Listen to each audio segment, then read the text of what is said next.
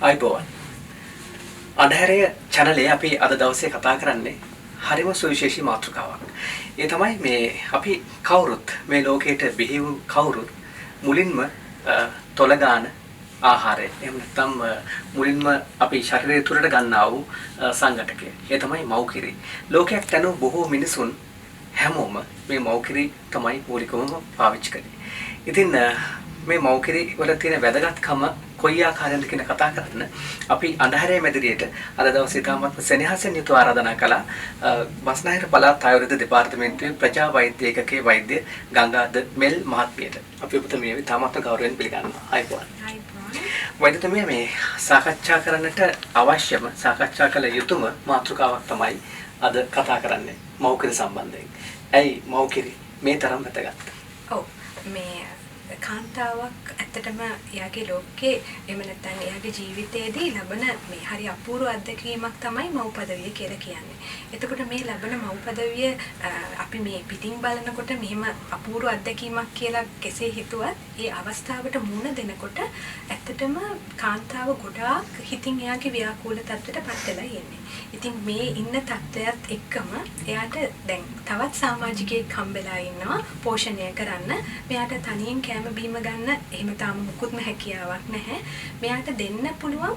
ඒ කියන්නේ දැන් අපි මව්කිරි වල වැදගත්කම ගැන කතා කරනකොට මුලින්ම හිතන්න ඕනි මෙයාට අම්මට පහසුවෙන්ම දෙන්න පුළුවන් දෙයක්. අපි කියමු අපි ඉස්සර කාලේ ඉඳන් දන්නවා කැඳ එකක් කියලා. එතකොට ඒ කැඳ එක උනත් අම්මා ගිහිල්ලා වෙනම හදාගෙන එන්න ඕනේ. ඉතින් එහෙම නැතුව දරුවට පහසුවෙන්ම ලබා දිය හැකි ආහාරයක් විදිහට අපිට මව්කිරි වැදගත්ම කොට සලකන්න පුළුවන්. ඊට අමතරව අපි මේ පුංචි දරුවෙකුට කැම දෙනකොට බලන දෙවෙනි කාරණාව තමයි මෙයාට බාහිරින් දෙන දෙයක්. එහෙම නැත්නම් බාහිරින් දෙන සකස් කරලා දෙන කෑමක් එක්ක මේ ගොඩක් වෙලාවට මෙයාට අපිට පරිසරයට හුරු වීමක් නැහැ. මෙයා හුරු වෙමින් ඉන්න කෙනෙක්. ඉතින් එතකොට එයාට ගොඩක් වෙලාවට ආසාදන වලට ලක් වෙන්න පුළුවන්. හැබැයි මේක මව්කිරි අම්මගේ සිරුරේ ඇතුලේ තිබිලා මේ කෙලින්ම දරුවගේ මුඛයට යන්නේ. එහෙමනම් ඒ අවස්ථාවේදී ගොඩාක් වෙලාවට විස බීජ ආසාදනයකට ලක්වීමේ තියෙන හැකියාව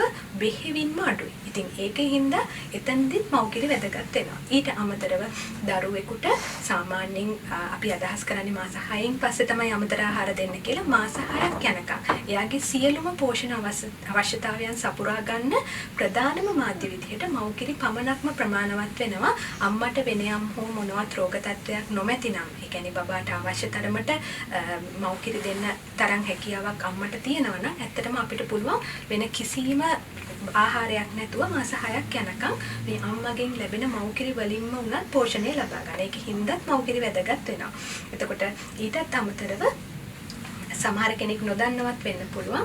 අපි ගොඩාක් රෝග තත්ත්වවලදී මව්කිරි තමයි පාවිච්චි කරන්නේ මේ ඖෂධයක් එක්ක දෙන දෙයක් එක්ක. එහෙම නැත්නම් අපි කියනවා දැන් අහලා ඇතිනේ සමහර දේවල් බෙහෙත් දීලා අපි කියනවා මේ පැණියෙන් බොන්න කියලා නේද? එතකොට පුංචි දරුවන්ට ගොඩාක් දේවල් අපි බෙහෙත් ලබා දෙන්නේ මව්කිරිත් එක්ක. උදාහරණයක් විදිහට පුංචි කාලේ අපි රතකල්කේ දෙනවනේ නේද? එතකොට මේ කියන රතකල්කේ උනත් අපි කියන්නේ අම්මගේ කිරි වලින් දෙන්න කියලා. මොකද මේ එකක් අර දැන් අපි දෙන මේ රතකල්කේ සමහර වෙලාවට වෙන දෙයක් එක්ක අලුතෙන් දෙනවට වැඩිය බබාට හුරු දෙය තමයි මව්කිරි. ඒකත් එක්ක දුන්නාම බබාට අවශෝෂණය කරගන්න හරි පහසුයි. අනිත් එක අර අපි දෙන ඖෂධයේ ගුණවලට හානියක් නොවෙන්න. ඒවා වෙනස් නොකර ඒ ගුණ තවත් ටිකක් වැඩි කරලා බබාට ලබා දෙන්න පුළුවන් හොඳම මාධ්‍ය විදියට මව්කිරි දක්වන්න පුළුවන්. මේ ඔක්කොටම වැඩිය අපි බලාපොරොත්තු වෙන ප්‍රතිශක්තිය නේද?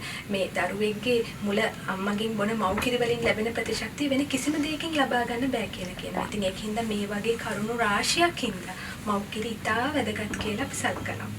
ඔව් දැන් මොන විද්‍යාව තිබුණත් වෛද්‍යතුමිය අපි දන්නවා බොහෝ දේවල් වලට හේතුව කොහොමද මේ දේවල් සිද්ධ වෙන්නේ කියන එක පිළිබඳව වෛද්‍ය විශේෂඥයෝ ලෝකේ හොයාගෙන තියෙනවා. නමුත් අදටත් හොයාගෙන නැති එකම දේ තමයි මේ ලේ කොහොමද කිරි බවට පරිවර්තනය වෙන්නේ කියලා.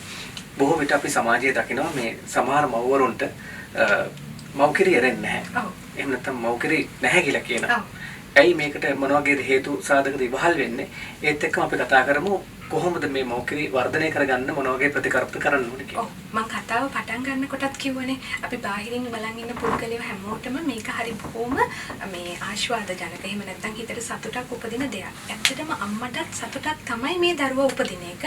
හැබැයි ඒ අම්මා හිටපු බොහෝ වෙලාවට පළවෙනි දරුවා නම් මේ අපි උප්පත්තිය දෙන දරුවා පළවෙනි දරුවා නම් ඒ අම්මගේ ඒ අම්මට මේ ගත කරන ජීවිතයට හුරු වෙන්න චුට්ට දවසක් යනවා. මොකද ඒ අම්මා බොහොම තනියෙන් නිදහස්ව හිටපු අම්මට එක පාටම තවත් එක්කෙනෙක් මේ එයාට මේ සුරක් ඉන්න එහෙම නැත්නම් එයාට පෝෂණය දෙන්න ලැබුණාම ඒ අම්මගේ සිතුවිලි ටිකක් ව්‍යාකූල වෙනවා. ඒත් එක්කම අම්මා ලොකු වේදනාවකින් ඉන්නේ. ඒ කියන්නේ ශල්‍ය කර්මයකින් හෝ ස්වභාවික ආකාරයෙන් දරුවා ප්‍රසූත කරාට පස්සේ අම්මා ලොකු වේදනාවකින් ඉන්නේ. එතකොට මේ වේදනාවත් එක්ක තවත් කෙනෙක්ව බලා ගන්නකොට අම්මගේ අතින් සමහර වෙලාවට අතපසුවීම් වුණත් වෙන්න පුළුවන්. මොකද දරුවට નિયમિત වෙලාවට කිරි ටික දෙන එක දෙන්න ඕනි. ලොකු දරා ගැනීමක් කැපකිරීමක් තියෙන කෙනෙක් අර තියෙන සියලුම වේදනාවල් අමතක කරලා කිරි දෙනවා. හැබැයි ඒ වුණාට ටිකක් අඩු වයසෙන් මව්පදවිය ලැබුණු කෙනෙකුට වගේ මේ දේවල් ටිකක් නුහුරුයි. එතකොට එයාට ඇත්තටම සමහර වෙලාවට මේ කිරි දෙන විදිය තේරෙන්නේ නැහැ. එතකොට මේ වගේ කරුණු කාරණා හින්දා සමහර වෙලාවට මේ අපි කියනවා සූතිකා උන්මාදය කියලා. මොකද සූතිකා උන්මාදය කියලා කියන්නේ මේ දරුවා හම්බුණාට පස්සේ සමහර අම්මා කෙනෙකුට හිතෙන්න පුළුවන් මේ දරුවා හින්දා තමයි මට මේ කරදර ඔක්කොම උනේ කියලා. ඒක හිතන්නේ එයා අර ඒ පත් වෙලා ඉන්න මානසික තත්ත්වයත් එක්ක. එතකොට එයාගේ අවට ඉන්න අය ඇත්තටම මැදිහත් වෙලා මේක එයා කරන කාර්යයට උදව්වක් වෙලා අම්මට බබාට කිරි දෙන්න උදව් කරලා මේ දේවල් කරගත්තේ නැත්නම් මේ තත්ත්වය තවත් දරුණු අතට හැරෙන්න පුළුවන්. ඉතින් මේ අවස්ථාවේදී ගොඩක් අම්මලට කිරි නැති වෙන්න ප්‍රධානම හේතුවක් තමයි අම්මා අර විදිහට පීඩාවටපත් වෙලා ඉන්න එක. එතකොට ඒ අවස්ථාවේදී මේ බබාට කිරි අවශ්‍යයි කියලා අම්මා දැනගත්තත් අම්මට කිරි එරීමක් සිද්ධ වෙන්නේ නැහැ. ඒත් එක්කම අම්මා ගොඩාක් වෙහෙසටපත් වෙලා ඉඳද්දි අම්මා දැන් බබාට මොකක් හරි අනතුරක් වෙයි කියලා බයට රැට නිදි වරන එක. ගොඩාක් වෙලාවට අම්මලා කරන වැරද්දක් තමයි නිදි යන්නේ නැතුව හැරගෙන ඉන්නවා බබා බලා ගන්න කියලා. යාට හොඳ සුවදායි නිින්දක් ලැබෙන්නේ නැහැ. හැබැයි අනිත් අය උදව් කළා නෑ අපි බබා බලා ගන්නම් ඔයා ටිකක් නිදිය ගන්න එහෙම කියලා පොඩි විවේකයක් දෙනවනම් ඇත්තටම අම්මට හම්බෙන මේ මානසික විවේකයත් එක්කම සමහර වෙලාවට පසුවදාට වෙන මුකුත්ම නොකරත් සාමාන්‍ය විදිහට කිරියරීම සිද්ධ වෙනවා. ඊටත් අමතරව දැන් ගොඩක් වෙලාවට කිරි නැති වෙන්න හේතුව දැන් කාලේ මේ ගර්භණී අවස්ථාවේදී දැන් අපි කියනවා ගර්භණී කාලේ කන බොන ආහාර වලින් මේ කොටස් 3කට බෙදලා තමයි ඇඟට පෝෂණය යන්නේ කියලා.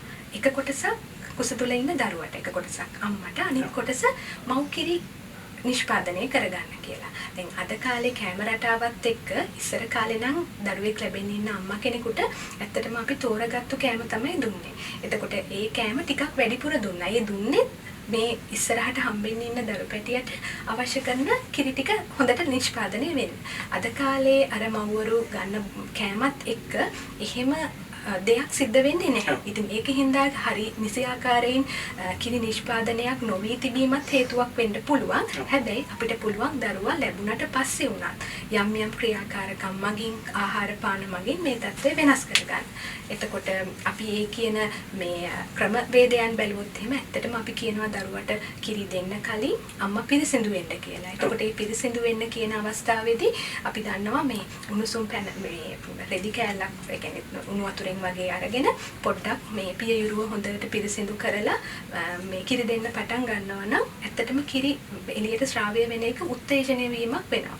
ඊට අමතරව ආහාර පාන ගත්තොත් එහෙම ආහාර පාන බොහොම වැදගත්. අපි කියනවා අපේ දේශීය මේ ආයුර්වේද වෛද්‍ය විද්‍යාවේ සඳහන් වෙන විදිහට ඇත්තටම පැඟිරි කුලේ දේවල් ඒ කියන්නේ ඔය දෙහි දොඩන්න අරන් ඒ වගේ දේවල් ඒත් එක්කම ගස් ලැබු ඒත් එක්කම අපි කියනවා මේ කොල්ලු මේ හොඳ ආහාරයක් ඒත් එක්කම පොලොස් ඒත් එක්කම අපි කියනවා ඉඟුරු සුදුලුණු අම්මාගේ මේ කිරි වැඩෙන්න බොහොම උදව් වෙනවා කියලා. ඒකට උළුහාල් සාමාන්‍යයෙන් වෙනද දාන ප්‍රමාණයට වැඩිය ටිකක් වැඩිපුර කැමට එක්කක් කරගන්න කියලා. ඊට අමතරව මේ අවස්ථාවේදී වැදගත්ම දේ තමයි අම්මා අර දරුවා හම්බෙන්න ඉන්න කාලේ කෑම බීම පරිස්සමක් නැතුව ගත්තා වගේම මේ කාලේ සාමාන්‍යයෙන් අපි කියමු තෙල් දාපු මිරිස් දාපු වැඩිපුර කෑම ගන්නව නම් බබාට නිතර කිරි වමනය ඇති වෙන්න පුළුවන්. ඉතින් ඒක හරි භයානක තත්ත්වයක්. ඉතින් ඒ වයින් පරිස්සම් වෙලා අර කියපු විදිහට කිරි වඩන ආහාර ටිකක් වැඩිපුර ගන්නවා නම් ඒ දේවල් කරනවා නම් ඒත් එක්කම දරුවට කිරි දුන්නට පස්සේ නිසි ආකාරයෙන් දරුවව නිදි කරවන එක එහෙම නැත්නම් මූණ පැත්තට හරවලා බඩයට වෙන්න නිදි කරවන එක නැත්නම් අපි සමහර වෙලාවට කිරි වැඩිපුර දුන්නොත් බබාට කිරි වමනේ ඒත් ඇති වෙන්න පුළුවන්. ඒකින්ද අනිත් එක මේ සමහර වෙලාවට මේ හැම කාරණාවක්ම හිතලා කිරි වැඩිපුර දුන්නාම බබාගේ ඒත් ටිකක් බඩ පුරවලා දාලා මලබද්ධයේ තත්ත්වයක් ඇති වෙන්න පුළුවන්. ඉතින් ඒකින්ද බොහෝම කල්පනාවෙන් දරුවට ඇති පමණ නිසි ආකාරයට කිරි දෙන එක තමයි වැදගත්. ඒත් එක්කම සඳහන් කරන ඕන වෛද්‍යතුමේ මේ අද වෙළඳ පොලේ බොහොම කෘත්‍රිම ආහාර තියෙනවා ගර්භණී මව්වරුන්ට කිරි දෙන මව්වරුන්ට කියලා. මේ හැම එකම මේ යම් යම් සංඝටක අඩංගුයි විවිධ කෘත්‍රිම වශයෙන්.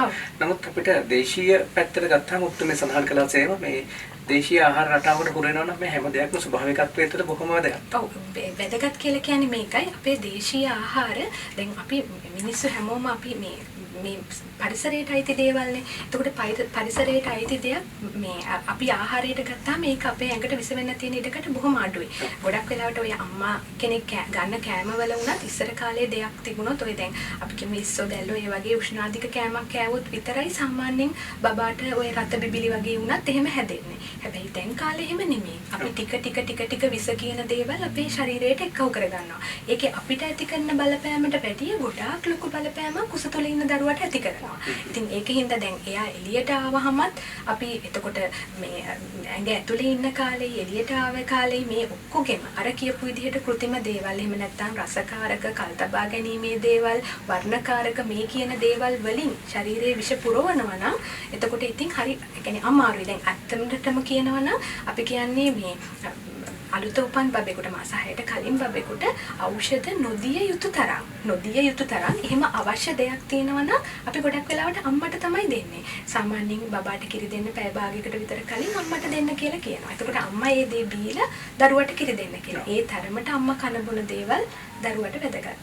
අවසාන වශයෙන්ම ඔබතුමීගෙන් අහන්න කැමතියි මේ බොහෝ මව්වරු ළමයින් අවුරුදු 4-5 වෙනකනුත් මව් කිරි දෙනවා. මේකේ යම්කිසි වැදගත්කමක් තියෙනවද නැත්නම් ඒකේ ඇත්තටම කියනවා නම් මාස 6 තමයි අපේ මේ දරුවට මව්කිරි අත්‍යවශ්‍ය වෙන්නේ. හැබැයි ඊට පසු කාලීනව අර දැන් අපි දරුවට මේ මව්කිරි දෙනකොට අම්මගේ දරුවයි අතර ලොකු බැඳීමක් ඇති වෙනවා. සම්බන්ධයක් ඇති වෙනවා. එතකොට ඒ කාලය තුල ඒ ඇති වෙන බැඳීම එක පාටම මාස 6 ඉවරයි දැන් බබාට කිරි ඕනේ නැහැ කියලා නවත්තන්න බෑ. එකක් අනිත් එක අනිත් ආහාර වලට පුරුදු වෙනවා කියන එක අපි හරි හිමින් කරන්නේ. ඒ කියන්නේ මුලින්ම අපි කියන්නේ දවසකට එක ආහාරය බැගින් අඳුනලා දෙන්න. මුලින්ම කැඳ වතුර කැඳ ඊට පස්සේ මේ පළතුරු වර්ග ওই විදිහට තමයි අපි ආහාර හුරු කරන්නේ. එතකොට මේ ආහාර රටාවට හුරු වෙන්න යාට මාස 6ක් විතර යනවා. ඒ කියන්නේ අපි අවට තියෙන දේවල් කන්න බොන්න යාට පුරුදු වෙන්න. එතකොට මේ අවුරුද්ද යනකම් එයා එක පාටම යාට අර ඔක්කොම පෝෂණ හම්බෙන්නේ නැහැ. ඒකින්ද අම්මගේ කිරි ඒ වෙනකම් අවශ්‍යයි. හැබැයි අවුරුදු 2කටත් වැඩි බබෙකුට එහෙම කිරි දෙන එක ඒ කියන්නේ දරුවව සතුටු කරන්න කියලා හිතලා දුන්නට ඇත්තටම මේකෙන් වෙන්නේ බබාගේ ආහාර රටාව එහෙම් පිටින්ම විකෘති වෙන එක විතරයි. මොකද බබා බඩගිනි වුණාම එයාට හරි පහසුයි ඒක. අම්මා ගාවට ගිහිලා අම්මත් එක්ක ඉන්නත් ආසයි. ඒකින්ද අම්මත් එක්ක එකතු වෙලා කිරි බිබී ඉන්න එක එයා බොහොම ආස කරන දෙයක්. ඒකින්ද එයා අනිත් කෑම ගන්න එක මේ පිළිගන්නේ නැතුව අම්මත් එක්ක කිරි බොන එක තමයි කරන්නේ. හැබැයි අම්මගේ කිරි එයාගේ වර්ධනයට මදි. එයාගේ ශීඝ්‍ර වර්ධනයක් ඇති කාලයක්. ඒ කාලේ අනිවාර්යෙන් අමතර ආහාර ඕනි. ඉතින් ඒකින්ද ඒ වෙනකොට හිමින් සැරේ කිරි අත්තරින එක තමයි හොඳ. හොඳ. ඒකෙන් වෙන්නේ බොහෝ දුරට දරුවගේ සෙනෙහස සහ මව සෙනෙහස දරු සෙනෙහස ඒකාත්මික වෙන එකක් තමයි ගොඩක් වෙන්නේ. හොඳයි අපි කෙටි දැනුම් දීමකින් අපි අඳුරේ මැදිරියට අපි තමත් මාතරෙන් ආරාධනා කළා බස්නාහිර පළාත් ආයුර්වේද දෙපාර්තමේන්තුවේ ප්‍රජා වෛද්‍ය ඒකකයේ වෛද්‍ය ගංගාධර මෙල් මහත්මියට මේ සම්බන්ධයෙන් කතා කරන අපි තමත් සුවිශේෂී මාතෘකාවක් කතා කළේ ජීවේ මූලිකවම අපිට වැදගත් වෙන සාධකයේ මව්කිරි ගැන. ඔබතුමීට ඊටමත්ම ආදරෙන් සමදෙන බොහෝ ස්තුතියි.